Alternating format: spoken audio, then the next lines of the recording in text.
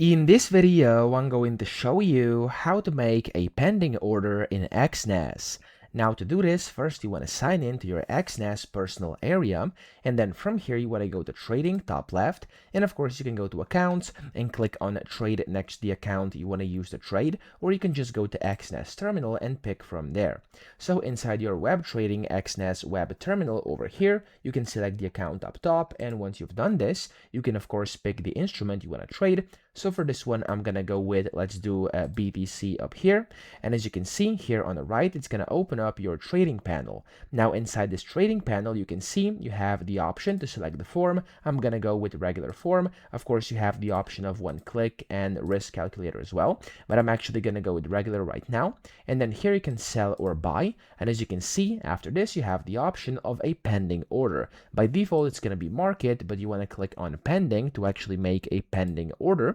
And then from here, you want to select the open price, which is of course the limit. And then here it says your order will be opened automatically when the market price reaches the price you have specified. Okay, so the pending is like a limit order. I'm actually going to go and put this at, for example, 78,680. Okay, and I'm going to do 0 cents just to make it simpler. There we go.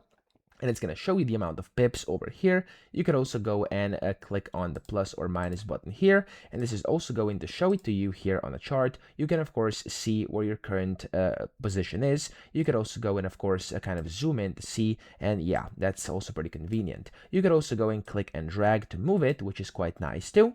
And then when you're done, you can go and select the volume. I'm actually going to do, for example, 0.1 lots, and then here you can select a take profit if you wanna. You can add that too. If you want to add a stop loss, you can add that as well. I'm just going to skip these, and I'm going to click on confirm buy stop 0.1 lots. Okay, so I'm going to click on that, and there we go. As you can see, the pending order has been placed. Now of course you can also go and then do another one if you want to, and you can also do like a buy limit. Of course it's going to depend where the current price is, if it's going to be a stop or limit order. Okay, so that's it. I hope this video helped you out. If it did, please subscribe to the channel and help me out as well.